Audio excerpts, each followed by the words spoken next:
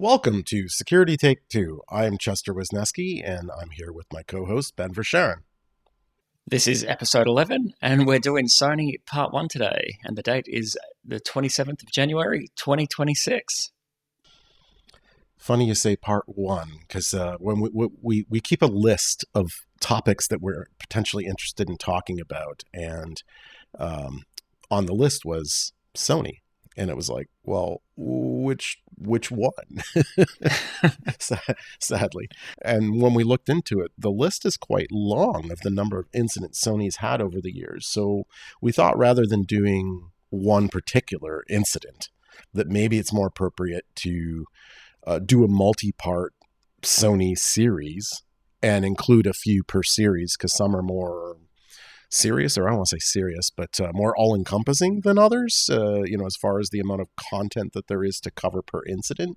So in episode 1, we're going to start out here in 2005. And so for those of you that might not have 21 years of information security experience out there, you may not remember, but back in 2005, in fact, on Halloween of 2005 in America, news broke of a rootkit, in essence, a type of malware being distributed on Sony BMG Records CDs that you would buy of music at record shops and electronics retailers and that kind of thing.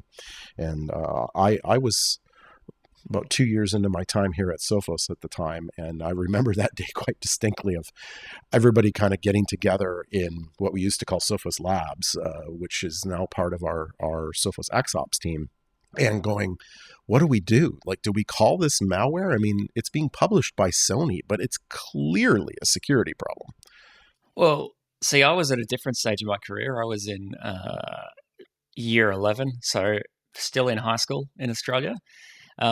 But I do need to say, I still remember this because for those of you that weren't around or maybe weren't enjoying music back then, it's worth noting this was a big deal because CDs, when you went and bought them, often had hidden material in them. So like the first thing that I would do when I would go to the CD store after school was come home, put it in my computer and see what that CD had on it, besides the music alone. So like, I think it was one of the Offspring albums had a music video on it with a song that was on the album, and it was the only way you could consume that music video. So by going out and purchasing a CD, you could listen to the music, but then it was always like, well, what's this special content? What am I going to get when I put this into my computer? And that was the excitement back then of, part of the excitement for me, Chet, when I was purchasing music. Yeah, that never even occurred to me, but it totally makes sense, right? Because we were coming from an era where we were transitioning from things like LPs, which only had, just shy of 50 minutes of playtime, and yet a CD held 74 minutes of data that could be used for music. So there were always like bonus tracks on the CD that couldn't make it onto the vinyl because there wasn't room. But it also meant there could be some electronic shenanigans, like you say, with a music video or other, there was room there that perhaps goes beyond the amount they needed to store the original music of the disc. Yeah, absolutely. So when it comes to like, why is this a big deal? And you mentioned, Sophos Labs was analyzing it. I know F-Secure also published quite a bit on this as well. The whole thing was that when you put a CD that shipped with, what was the DRM software called? XCP, sorry. The extended copy protection is it automatically installed software on a Windows device, right? At a kernel level, which is pretty severe. Yeah, I mean, again, we have to remember back in the day, we're talking about Windows XP. So Windows XP did not have user account control. If you were an admin, you were just an admin. And everybody was an admin, let's be honest, on their Windows XP computer. And if you were an admin, there was no prompt like this software is trying to modify your computer like you would get in a modern version of Windows. And we also, of course, had back then the feature called autoplay. I mean, I use feature with air quotes because it meant when you inserted any kind of media, thumb drive, CD, whatever, if there was a file called autorun.inf in the root directory, Windows would automatically execute a program that was contained on that media. And a lot of malware used to spread that way through on USB drives and burnt CDs and that kind of thing.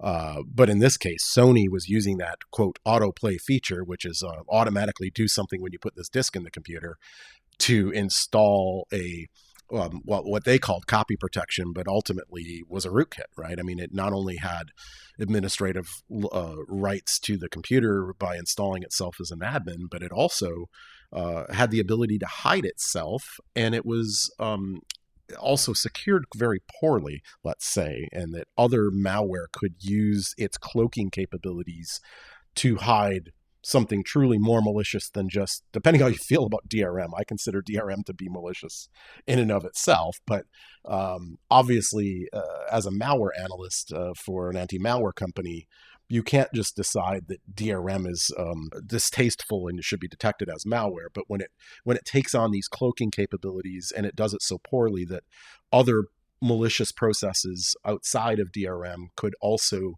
take advantage of that cloaking behavior, it was clear to all of us that we had to detect it and protect people from this insecure environment. Yeah, and that's what's really alarming is it's not like the software only ran when the CD was in the device, right? Like it installed persistence at a kernel level, and it essentially templated a way for other people to firstly write a rootkit, but not just that, it created I think it was $sys dollar, and any registry key that began with that would then be hidden from the system, right? Like it would essentially create a layer of obfuscation for malware, which is absolutely terrifying. It's just a sign of the times too of computing. Yeah, and it's important to differentiate. There were two different things going on here. So we're talking right now about this XCP, which was a alleged copy protection. That was on about 2 million physical CDs before this was discovered. And in fact, it was widely reported on by Mark Russinovich, who's famous for writing the sysinternals tools in Windows internals books. And now, I don't know if he still works at Microsoft. He worked at Microsoft for a long time in the mid-2000s and 20-teens, and even wrote a series of fiction books I was recommending to you, Ben, earlier. If people are interested, Mark Russinovich wrote some cyber fiction that's was quite a good read, I have to say. I enjoyed his books that weren't Wikipedia Windows has internals. him as the CTO of Azure, just for the record, so it looks like he is still at Microsoft. Oh, excellent.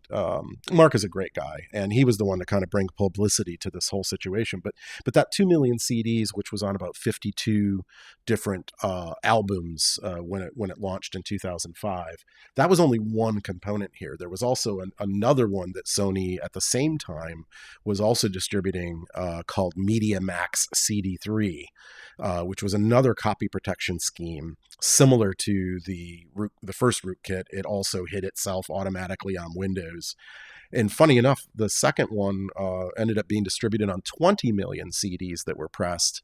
And in that case, it also supported Mac. And then I think this might be one of the ways this all got detected, because on Windows, it silently installed itself as a rootkit again. But on Mac, it tried to do the same thing.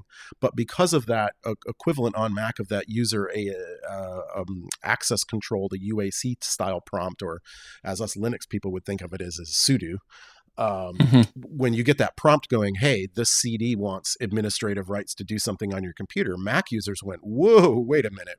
Why does a music CD need administrative rights to my Mac? And I think that might have been sort of part of their undoing in the end. And it tried to install itself even if you didn't accept the EULA. So you'd pop this disk in, and a user license would come up going, hey, if you want to play this media on your computer, you need to accept the terms and conditions and read this 53-page document. And if you said, no, I'm not accepting the conditions, it installed it anyway. Which, ethics much? Like, I don't know who's signing off on this, but it just boggles my mind that was even allowed to pass any level of QA. Is it just that Sony didn't care because they were outsourcing it to somebody else? How this got shipped in the first place truly blows my mind, Chet. Well, and again, for maybe younger listeners or folks that weren't as aware of all these goings-ons, I mean, this is kind of at the peak of the media wars on piracy, right? We were transitioning from CDs to streaming. I think, 2005, I think iTunes was maybe 2 years old or a year old. So the idea that you could buy music for 99 cents instead of paying $20 for an entire album at a shop was a new thing. In fact, at that time, iTunes still had DRM as well, unlike today, where the music was copy protected and restricted to your iPod or your Mac and that kind of thing. And the RIAA, the Recording Industry something association, artists association or something like this, the RIAA had been filing lawsuits against all kinds of people for piracy and trying to get ISPs to block people from using Napster to get in the Wayback Machine.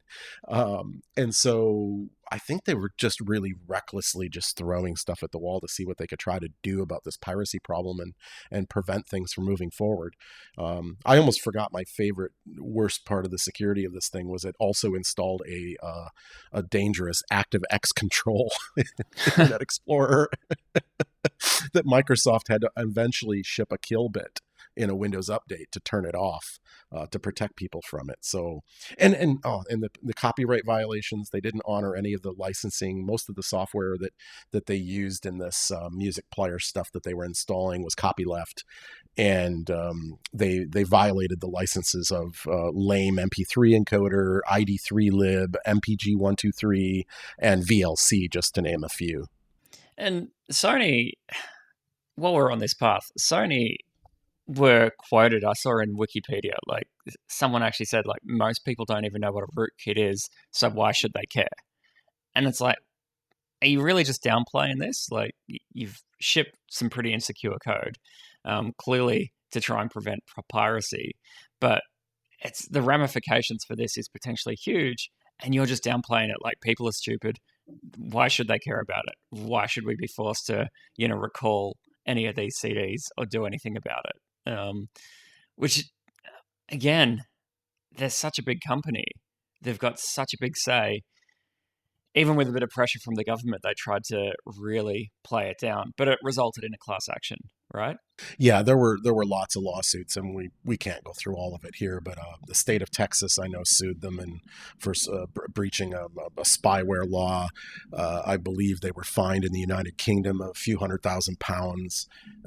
There were lots of government investigations around the world, in addition to class action lawsuits for civil fines and lots of other things. I mean, it certainly cost them a lot of money, including having to recall all those CDs and reissue them, which with physical media, unlike with streams, costs a fair bit of money.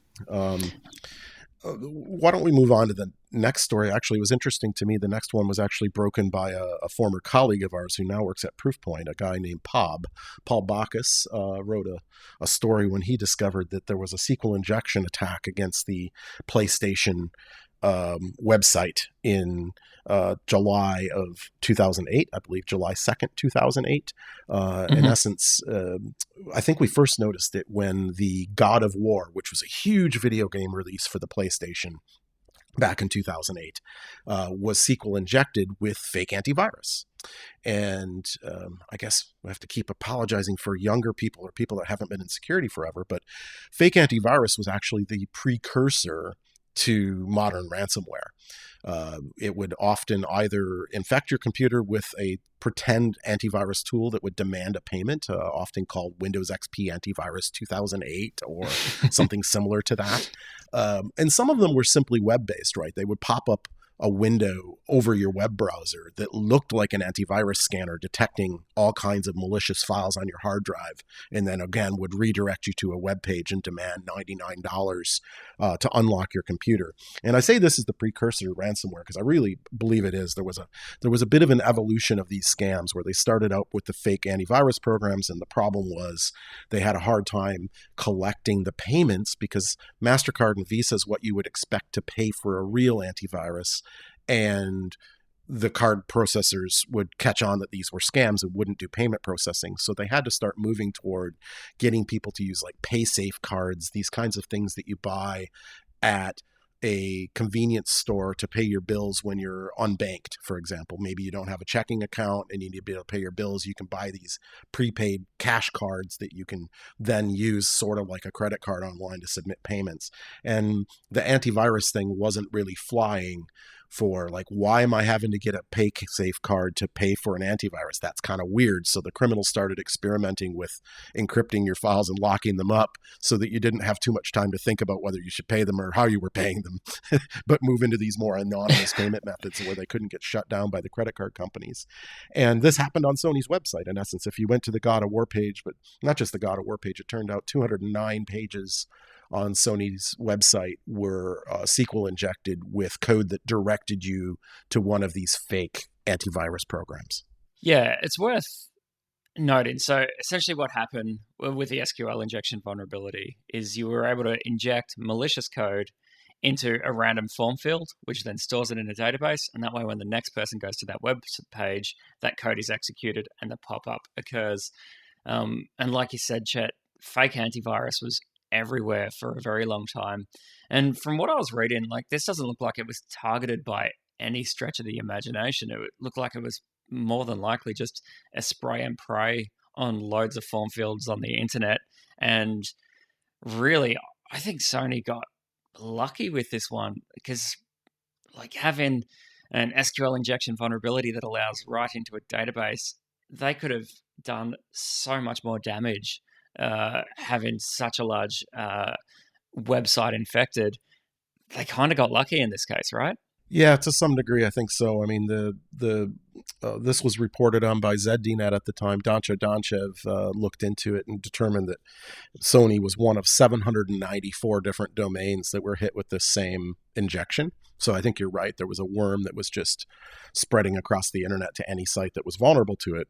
And it ultimately looks like it was attributed to a group at the time that we called Asprox, ASPROX, that was doing these mass website defacements and directing people toward these XP antivirus. Now, if you go back far enough in antivirus history or cybercrime history, I guess, this is all derivative of Partnerka, which is, in essence, an affiliate payment scheme that spawned from the original Canadian pharmacy scams that were coming out of St. Petersburg, where if you got somebody to buy $400 worth of Viagra, you would make $40. You get a commission, in essence, for the crime. And this Asprox network that attacked the Sony site, in essence, would split the money from the fake antivirus between the criminal who infected the website with the criminal group that was behind the scam itself. And in Russian, that's referred to as a partnerka. It's a multi-level marketing scheme for criminals. I had no idea about that. So I always learn something new when I'm talking to you. But like these fake antiviruses, they were prolific. And for anyone that's not in a technical role, like I was on a help desk back in 2008. And I was also running a workshop for a small managed service provider. And every day was fake antivirus removal and explaining to someone that no, it wasn't legit. They didn't buy Norton or they didn't buy Vet. They had just processed a transaction for $90 and now they've essentially installed persistent malware on their device. Like this was prolific and a huge impact to consumers. So this isn't something that's minor. This is pretty huge. Yeah, one other small note is Macs weren't immune to that either. Fake antivirus was a real thing on Macs, which I always found strange because at the time the perception was that Macs couldn't get viruses. And I'm like, well, it's pretty bold to put fake antivirus on a Mac and try to get somebody to pay for it. But it worked, and it's ultimately what spawned Apple to introduce XProtect. Very early versions of XProtect were just blocking file hashes for known fake antivirus. Yeah. Now Sony did fix it pretty quick. Like they reported within 24 hours, all malicious code was purged from their database and no longer serving malware. Well, I should say the fake pop-up to their customers. So they did respond fast, and they also patched the SQL injection vulnerability. But either way, it was a pretty simple attack and potentially caused mass havoc. We just don't have the exact number on how many people were infected. That was never released from anything that I could find, Chet. Sony, of course, claimed that it was minimal damage and mostly reputational to themselves. Yeah, it's hard to say, and obviously, with SQL injection is going to come up a few times in our conversations about Sony over the years, which is a little embarrassing because even at the time that this attack happened in 2008, it was more than 10 years after it was widely known as an attack technique that it was quite simple to scan and prevent, especially in web pages where you shouldn't be passing direct things into your SQL engine. So it's a little bit embarrassing. If things got a little tougher for Sony a couple years later, though, in January 22nd, actually, of 2010, is when the full-on PS jailbreak was made public by a guy named George Hotz, or as we all referred to him back in the day, GeoHot. And George made that hack of the PlayStation 3 available publicly on the 26th of January. So kind of the POC was published, and mostly, I mean, depending on how you feel about piracy, I actually had a PlayStation 3 at the time, and I specifically had bought it because it allowed you to load Linux onto it. And I was like, oh wow, this is so cool. I can buy this computer for $399 and I can use it as a web server. I never actually bought a game for my PlayStation. I loaded Linux on it because it even had a penguin on the box at the grocery store, at the electronics store where I bought it. And I was like, oh cool, like where else am I going to get a Linux box for $400? This is so cool. It's got this new cell processor and all this cool stuff, and it's gobs of RAM and storage space for all these video games. I can make this into a server, and I was really enjoying it. And then George published his public exploit on the 26th of January, and nearly immediately after, Sony, of course, patches the firmware to try to prevent his exploit from working. And the first thing they do is they remove the other OS option from the bootloader, which allowed you to load Linux. Which I was so angry. I was tempted to sue Sony because I was like, you sold me this thing and you promised it would run Linux. You put a penguin on the box. I bought it specifically to run Linux, and then it updates itself, and now I have a video game console I don't want. This is bull. I was really, really mad about it. Well, I know some people that bought PlayStation 3s and could claim it back on tax because it was actually a Linux server, not a gaming device, and so the moment that Sony decided to patch that out, all of a sudden it was just a gaming device. So I'm actually surprised this didn't trigger any consumer lawsuit laws in countries where there's consumer protection like Canada and Australia, because they actually remove features from a device, right? Which if you buy a car with heated seats and then suddenly someone turns off your heated seats, you've got the ability to create a consumer lawsuit case with them, and generally there's consumer protection. But here the feature was just gone overnight, and then the legal action ensued against George Hotz. Oh, no, but that was later. George hadn't finished with Sony yet because it was later in the year. On December 29th, he was part of a hacking group called Fail Overflow with a 0 for an O. And they went to the 27th Chaos Computing Congress, 27C3, and they had figured out after the initial hack how to get a little further into the PlayStation 3's firmware and extract the actual signing keys that Sony uses to sign bootloaders and legitimate code that allows it to run on a real unhacked PlayStation. And George decided immediately after that presentation at the 27C3 on January 2nd, 2011, to post publicly that key that's necessary to sign software on the PlayStation. And that was kind of the final straw for Sony, right? That was when they dropped the hammer and filed the lawsuits against him to get him to cease and desist, remove the key from his website, delete his Twitter posts, and everything else related to the incident. Yeah, so originally on stage, correct me if I'm wrong, they didn't actually publish the key. It was after the fact that Hotz is like, you know what, let's just burn this place down, correct? I think so. I mean, there was a lot of confusing reporting at the time, but it looks like they announced that they had done it at 27C3. Yeah. And that Sony then threatened to sue. And then when they got back from 27C3, GeoHot just went, all right, here you go, and posted the key. Yeah, which again, this comes back to Sony's continuing endeavor to try and prevent piracy, right? Started off with a rootkit back in 2005, and they end up in court against Hotz in 2010 or 2009. it's just this. Let's try and prevent piracy any way we possibly can. I encourage people that want to be amused to go to YouTube and look up the Light It Up contest --geohot. And George posted a rap video insulting and attacking Sony as after the lawsuit that was quite amusing if you have a sense of humor and don't mind a fair bit of foul language.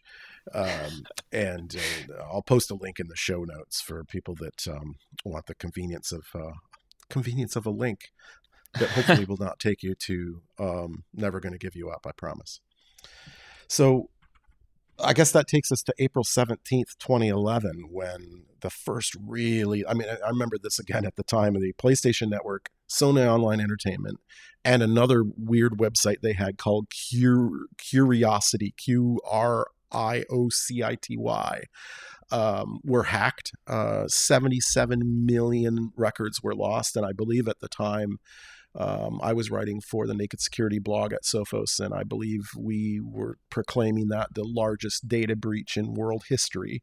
And it resulted in the PlayStation Network being taken offline for 23 days. Can you imagine today Xbox Live or PlayStation Network being just turned off for almost a month? I mean, that is an astonishing reaction. Yeah, I can tell you right now that if my children had their gaming devices turned off for 23 days, there would be riots in my house and they'd be kicking down my door. But they claimed that they were doing it for security reasons and to harden it. So what, it was 77 million user accounts. So essentially the whole PSN, or PlayStation Network user base. Sony suggested that it was anonymous, but Anonymous denied responsibility for it, which I'm actually led to believe. Like, I would believe Anonymous that they actually had nothing to do with it, and I say that because Anonymous. I disagree. Really? I disagree. I think it was Anonymous. Well, we know that Anonymous conducted a DDoS attack while this was going on, so that's not to say it wasn't a rogue member who decided to use the cover of the DDoS attack to sneak in there, but I mean, it's pretty hard to deny that they had the low orbit ion cannon pointed at PSN. Oh, actually, yeah, that is a good point. But yeah, Anonymous was always about internet clout, Tango down, I think is what they were putting on Twitter at the time. Every time they took someone offline, and it was all, I don't know why they would deny it. But you may be right. No one ever actually took responsibility for the attack. Yeah, I mean, we were discussing this earlier. I mean, Anonymous is not exactly a well-structured, functioning organization. It's an autonomous collective of random people. So one person who decides they're the spokesperson can go, not us. And another person who yesterday was affiliated with Anonymous is off doing it. And are they anonymous? I don't know. Do you get a badge? You don't get a badge, but typically, there are online chats where it's somewhat organized chaos, but I would argue it's definitely anonymous because we don't know who it is, and that by definition, that's anonymous. Touche. So, but again, this is what bothers me with Sony, and I don't want to just sit here and rag them out. I have a PlayStation in my house, but they said initially that no credit card information was leaked, but then they changed it and said actually some of them were, and they recommend everybody changes it. There's never any honest reporting around the actual impact, or is that too harsh? No, I think you're right. And let's talk about the impact. I mean, it was people's names, their addresses, their email addresses, their usernames. It's unclear the passwords, whether they were hashed or not, because they both said that they were and they weren't. So it's not clear whether they were hashed or not. Birth date, certainly. Security questions and some credit card information, clearly. Actually, there's another breach that was going on concurrently that we'll talk about in a second that handled the credit cards. And again, it was alleged to have been SQL injection in the end that was done under cover of the DDoS attack so that it wasn't noticed. And according to Sony's own security team, it was a known vulnerability that was exploited. So they knew about it. And then they didn't tell the public for over a week after they knew. that the attack had happened before they took the PlayStation Network down. So people had less time to potentially brace themselves for the impact of their data being stolen. Mm-hmm. So there was what? It wasn't a great look.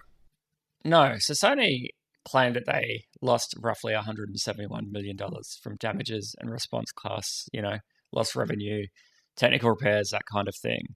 The UK fined them $250,000 for failing to protect, £250,000 for failing to protect customer data.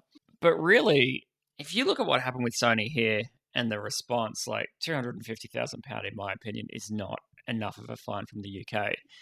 It was these kinds of cases that have also brought modern day laws in effect, right? And things like GDPR and their harsh penalties have got the foundation or in the back of regulators' minds cases like Sony, which is what's driven the innovations or the changes to law today, which is a good thing. Yeah, absolutely. And well, let's talk about the credit cards a little bit, because on May 3rd, 2011, it came out that that Sony Online Entertainment had been hacked and credit cards had been stolen.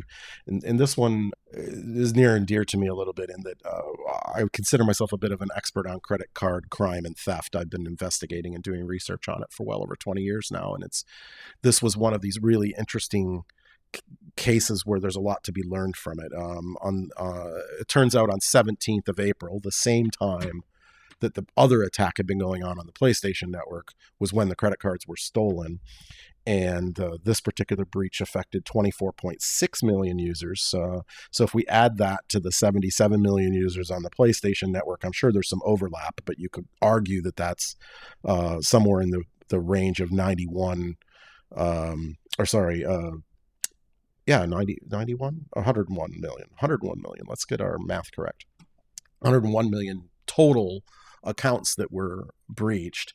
Again, names, emails, addresses, birth date, phone, login, hash password. No word on whether those passwords were salted, but they were at least hashed. But this is where the credit card stuff gets interesting to me, because one, it impacted 12,700 EU and Japanese credit cards, and it impacted 10,700 people's bank information that were doing a direct debit or from their bank account to pay for their PlayStation Network purchases or their subscription to the PlayStation Network. But the data was all from 2007, and this attack was in May of 2011, which meant almost all the cards were expired. So when you get a credit card, that's one of the reasons same reason we expire certificates in our browser or on our websites.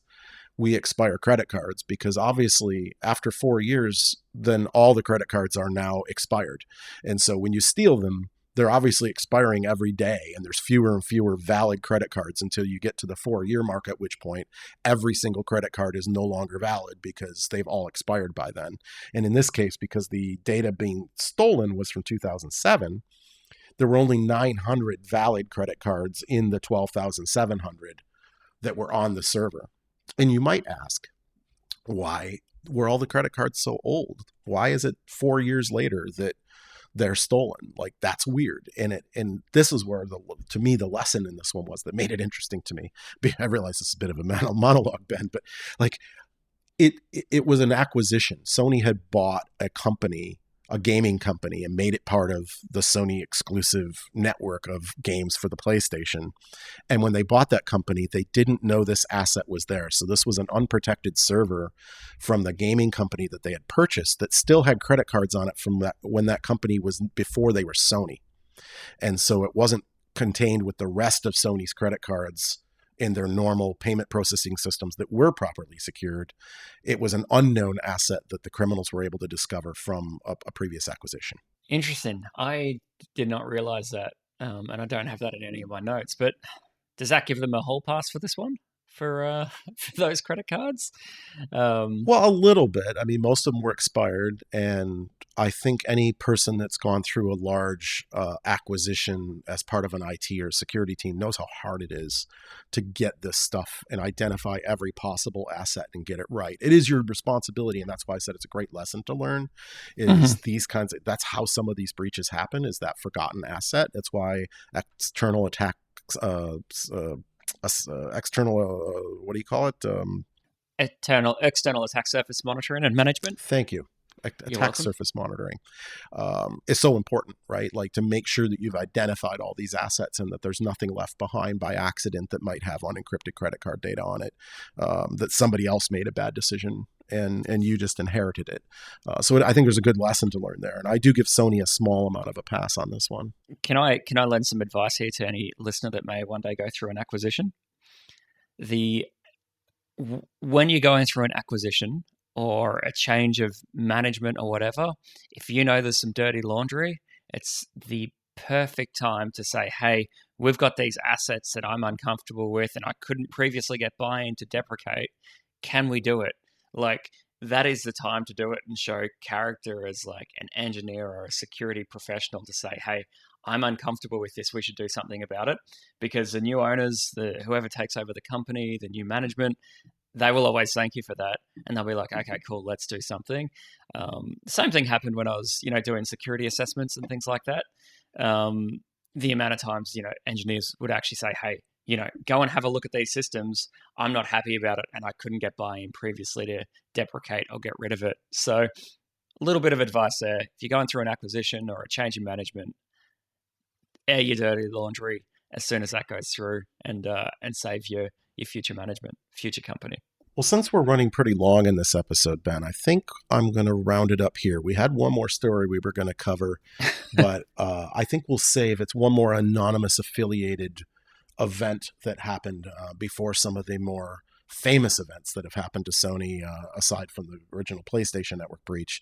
So let's wrap it up here because I have a personal story to share on the next incident. And I think that'll be a great way to begin part 2 of our saga. Sounds good to me.